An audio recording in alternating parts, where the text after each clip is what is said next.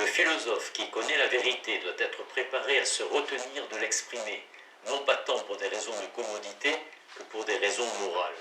Tandis que la vérité exige que l'on n'accommode pas les mots de la Bible à ses propres opinions, la piété exige que tout le monde accommode les mots de la Bible à ses propres opinions, autrement dit que l'on donne à ses propres opinions une apparence biblique. Si sa critique de la Bible mettrait en péril la vraie religion ou la vraie foi, qui selon lui n'exige pas tant des dogmes vrais que des dogmes pieux, Spinoza aurait choisi de rester absolument silencieux sur ce sujet. Mieux, il aurait reconnu de bon cœur, afin d'échapper à toute difficulté, que les mystères les plus profonds sont cachés dans la Bible. C'est-à-dire qu'il aurait supprimé les vérités en question et qu'il aurait affirmé le contraire, s'il avait pensé que ces vérités pouvaient faire du mal à la masse de ses lecteurs. Si, comme nous devons le faire, nous négligeons les références de Spinoza à ses prétendus modèles bibliques, le seul homme auquel il se réfère presque explicitement dans le traité, comme à un prédécesseur du point de vue de sa technique de présentation, est Abraham ibn Ezra, dont il parle avec un respect sans mystère. Ibn Ezra n'osait pas expliquer ouvertement ce qu'il pensait du problème de l'identité de l'auteur du Pentateuque, mais il a indiqué son opinion en des termes assez obscurs. Un propos chiffré d'Ibn Ezra cité par Spinoza se termine par les mots « celui qui comprend doit se taire ». Une ellipse faite par Spinoza lui-même se termine en disant qu'il souhaitait garder le silence sur le sujet en question pour des raisons que la superstition dominante ou la difficulté des temps ne permettent pas d'expliquer, mais il suffit d'indiquer le problème aux sages. Spinoza n'a pas indiqué ce qu'il devait à Maïmonide, auquel il se réfère plus fréquemment qu'à Ibn Ezra, bien que sur un ton beaucoup moins amical cependant. Mais en disant que Moïse croyait ou du moins souhaitait enseigner que Dieu est jaloux ou colère, il se contente de rendre explicite ce qui était implicite chez Maïmonide lorsqu'il laissait entendre que la croyance et la colère de Dieu est nécessaire non pour la perfection ultime de l'homme, mais pour le bon ordre de la société civile. Car Moïse, que Maïmonide tenait pour le plus sage de tous les hommes, était de toute nécessité conscient du caractère particulier de la croyance en question dont il a donné une expression si puissante. Dans son guide des égarés, Maïmonide présente son enseignement en faisant usage de contradictions délibérées, cachées au vulgaire, entre des énoncés non métaphoriques. C'est de cette manière qu'il révèle la vérité à ceux qui sont capables de comprendre par eux-mêmes, tout en la cachant au commun des mortels. Il pose la question de savoir si la même espèce de contradiction est employée dans la Bible, mais il n'y répond pas. S'il avait répondu par l'affirmative, comme en un sens il a nécessairement fait, le guide serait le modèle de la présentation sommaire par Spinoza d'une interprétation exotérique de la Bible, une interprétation selon laquelle la Bible consiste partiellement en énoncés vulgaires et partiellement en énoncés philosophiques, qui délibérément et secrètement contredisent les premiers. En tout cas, il ne peut y avoir de doute que, en général, la méthode de présentation de Maïmonide cherche à être une imitation de ce qu'il a déclaré être la méthode de la Bible. Maïmonide, à son tour, était redevable de sa méthode aux philosophes de son temps, le philosophe typique tel que le présente le Kuzari de Yehuda Halevi, considéré comme parfaitement légitime pour le philosophe de manifester dans les paroles comme dans les actes son adhésion à une religion à laquelle il n'adhérait pas profondément, et il tenait pour acquis que l'enseignement philosophique proprement dit s'accompagne nécessairement d'un enseignement exotérique. Farabi, que Maïmonide considérait comme la plus grande autorité philosophique de son temps, niait pratiquement toute valeur cognitive à la religion et considérait cependant la conformité aux lois et aux croyances de la communauté religieuse dans laquelle on est élevé comme une qualité nécessaire du futur philosophe. Mais il serait erroné de penser qu'il faut exclusivement chercher les modèles de Spinoza dans la philosophie islamique. Farabi lui-même fait remonter à Platon la procédure dont nous avons parlé. Lessing applique à Socrate pratiquement la même expression que Spinoza applique à Moïse. Il croyait, ou du moins il souhaitait enseigner. Et Lessing avait étudié très soigneusement Spinoza et affirmé qu'il n'y a pas d'autre philosophie que celle de Spinoza. Selon Lessing, Socrate croyait très sérieusement au châtiment éternel, ou du moins il y croyait dans la mesure où il considérait comme utile de l'enseigner en des termes très explicites et qui ne risquent pas d'éveiller les soupçons. Lessing soutenait que tous les philosophes anciens avaient distingué entre leur enseignement exotérique et leur enseignement ésotérique, et il attribuait à Leibniz la même distinction. Les règles de vie de Spinoza, qui s'ouvrent avec Ad Captum Vulgi Loci, suivent le modèle des règles de la morale par provision de Descartes, qui s'ouvre avec l'exigence d'un rigoureux conformisme en toute chose excepté l'examen strictement privé de ses propres opinions. Nous ne pouvons que faire allusion au problème de la technique d'écriture de Descartes, problème qui semble échapper à la vigilance de tous les spécialistes à cause de l'extrême précaution qui caractérise toutes les actions de ce philosophe. Spinoza pouvait également connaître la distinction traditionnelle entre la présentation exotérique ou à découvert et la présentation ésotérique ou énigmatique, grâce à Bacon, lequel avait spécialement insisté sur le caractère secret et enveloppé de la science du gouvernement.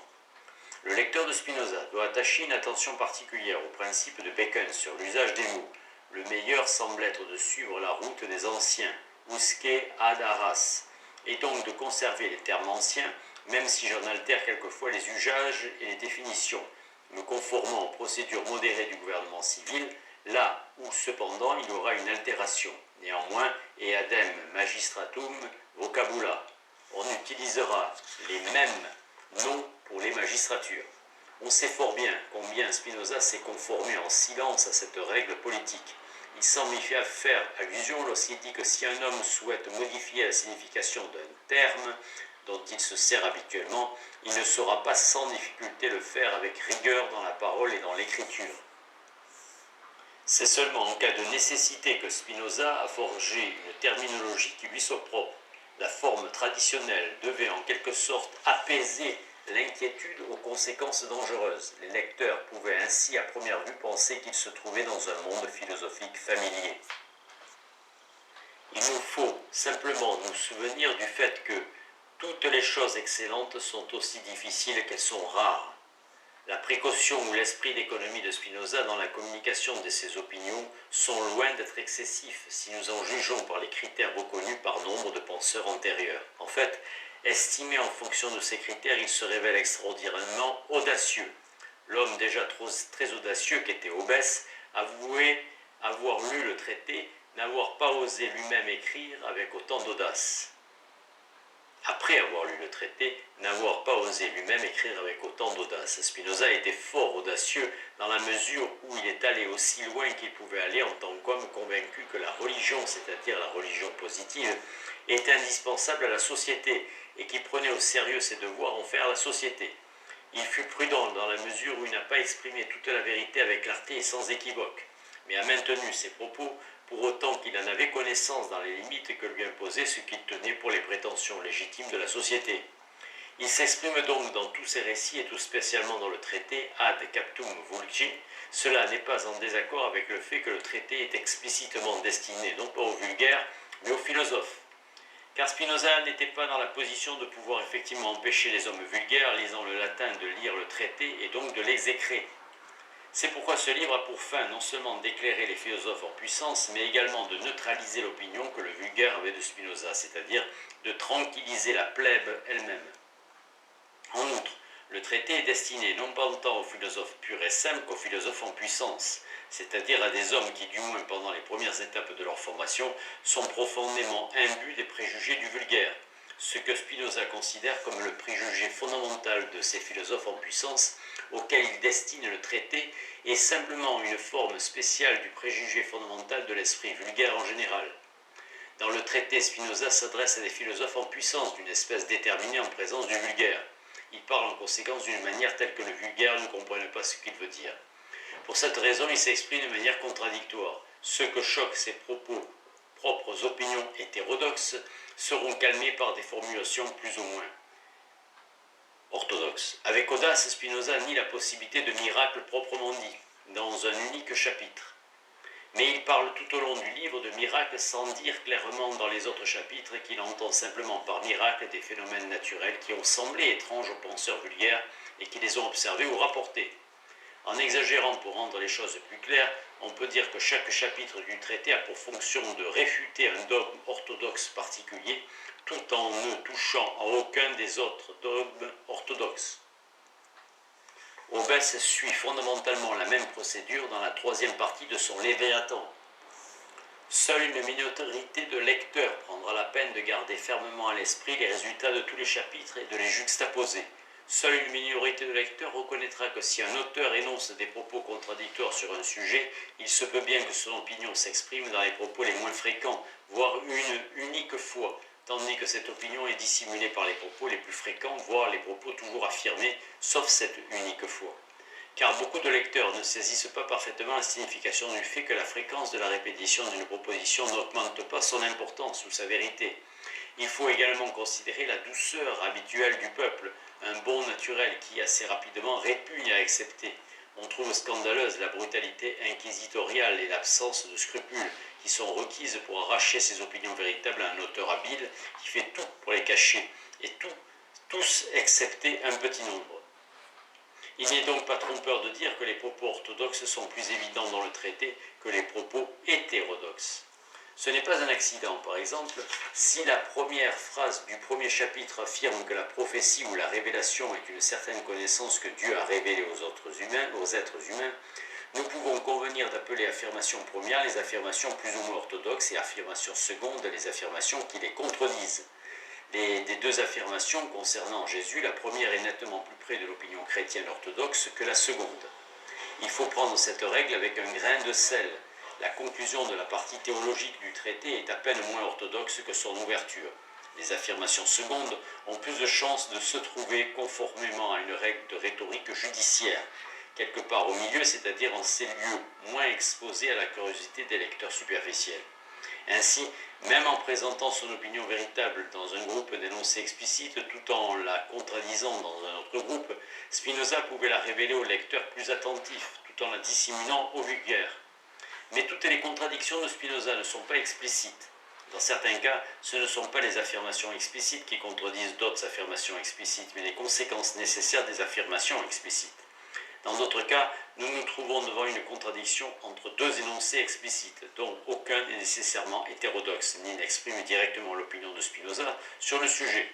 Mais le caractère incongru de la contradiction fait signe vers une opinion clairement hétérodoxe, et qui n'est pas dite, grâce à laquelle la contradiction de surface est résolue, et qui se révèle aussi présentée de façon oblique grâce à la contradiction de surface. La règle convenable pour la lecture du traité est la suivante. En cas de contradiction, l'affirmation la plus opposée à ce que Spinoza tenait pour l'opinion vulgaire doit être regardée comme celle qui exprime son opinion véritable. Plus exactement, même si une implication nécessaire de caractère hétérodoxe doit avoir la présence sur une affirmation contraire que Spinoza ne contredit jamais explicitement. En d'autres termes, si les thèses dernières de chaque chapitre du traité en tant que distinctes des adaptations presque constamment répétées ne s'accordent pas entre elles, nous sommes conduits à partir de cette constatation et par notre réflexion consécutive vers une opinion rigoureuse, jamais plus énoncée explicitement mais clairement présupposée par Spinoza. Et nous devons reconnaître cette opinion pour son opinion véritable, ou comme le secret par excellence du traité. C'est seulement en suivant cette règle de lecture que nous pouvons comprendre la pensée de Spinoza exactement comme il la comprenait lui-même, et éviter le danger d'être ou de rester les dupes de ses adaptations. Dans la mesure où Spinoza énonce sans aucune réserve la règle ad captum vulgi loci, qu'on peut raisonnement présumer qu'il s'est conformé à cette règle également lorsqu'il écrivait son éthique. On ne peut écarter cette présomption en faisant référence au caractère géométrique de ce dernier ouvrage, car ad captum vulgi loci ne signifie pas présenter ses pensées sous une forme populaire, mais argumenter ad hominem, ou ex consensus, c'est-à-dire à l'abri d'une position protégée. Spinoza a également présenté l'enseignement des Principia de Descartes sous une forme géométrique, sans même élever la prétention que cet enseignement soit le vrai. Le fait que Spinoza n'ait pas explicitement destiné l'éthique à un type d'homme autre que celui des philosophes en acte ou en pleine possession de leurs moyens ne garantit pas non plus le caractère strictement ésotérique ou scientifique de l'ouvrage, car il y a bien des manières pour un auteur d'indiquer qu'il est en train de parler ad captum alicuius. Pour mentionner l'une d'elles, il y a rarement eu des lecteurs sérieux de l'éthique qui n'aient pas lu également le traité. Ceux pour qui de simples indications suffisent ont compris dès le traité ce que Spinoza pensait véritablement de toutes les religions positives et de la Bible. Et ils ont immédiatement reconnu dans les pieuses références de l'éthique aux enseignements de la Bible que ce livre n'étant en rien dépourvu d'adaptation aux opinions acceptées. En d'autres termes, on ne peut pas se laisser aller à l'impression que, tandis que le traité est bien évidemment exotérique, l'éthique est purement et simplement l'œuvre ésotérique de Spinoza. Et que par conséquent, la solution à toutes les énigmes du traité se trouve exposée explicitement et clairement dans l'éthique. Car Spinoza ne peut pas avoir été ignorant de la vérité évidente qui en outre lui avait été indiquée, sinon par Platon, du moins par Maïmonide, que n'importe quel livre est accessible à tous ceux qui savent lire la langue dans laquelle il a été écrit, et que par conséquent, même s'il y avait une nécessité quelconque de cacher la vérité au vulgaire, aucun exposé écrit ne peut être à strictement parler ésotérique. En l'absence d'affirmation de Spinoza qui se réfère spécifiquement à la manière de transmettre un enseignement suivi par Spinoza dans l'éthique, la plupart des chercheurs penseront que l'on ne peut résoudre la question du caractère ésotérique ou exotérique de l'ouvrage qu'à partir d'une évidence interne. L'un des plus savants des spécialistes de Spinoza contemporains parle du caractère allusif et elliptique fort déconcertant du style de l'éthique, et il remarque que dans cet ouvrage, les énoncés ne sont pas significatifs en raison de ce qu'ils affirment effectivement, mais en raison de ce qu'ils nient implicitement. Il explique la procédure de Spinoza par la circonstance suivante. Spinoza, un juif, vivait dans un environnement non juif dans lequel il ne s'est jamais senti tout à fait libre de dire ce qu'il pensait. Et celui qui, au milieu de son peuple, n'a jamais hésité à parler avec audace, devint circonspect, plein de réserve et d'hésitation. Dans l'esprit de cette raison historique, c'est-à-dire d'une raison fondée premièrement non pas sur les affirmations explicites de Spinoza, mais sur l'histoire de la vie de l'auteur. Il affirme en fin de compte qu'il a peu compris la cause réelle de son propre comportement, c'est-à-dire qu'il reconnaît être en train d'essayer de comprendre Spinoza mieux qu'il ne s'est compris lui-même. Indépendamment de cela, on peut difficilement dire que Spinoza n'a jamais hésité à énoncer ses opinions lorsqu'il parlait à des juifs, car c'est seulement alors qu'il était très jeune qu'il a eu régulièrement l'occasion de discuter des juifs, et la précaution n'est pas une qualité caractéristique de la jeunesse. En se fondant sur le principe exprimé par Spinoza lui-même, il aurait dû être extrêmement circonspect, plein de réserve et d'hésitation parmi son peuple, son propre peuple, s'il avait vécu à une époque où la sécession par rapport à la communauté juive était impossible pour un juif qui se respecte et qui n'est pas convaincu de la vérité d'une autre religion. Le professeur Wolfson explique aussi le style particulier de l'éthique par la formation talmudique et rabbinique de Spinoza, et c'est la raison pour laquelle il exige que l'on commence l'étude de l'éthique dans le même esprit que celui dans lequel les vieux rabbins lettrés étudient leurs textes classiques.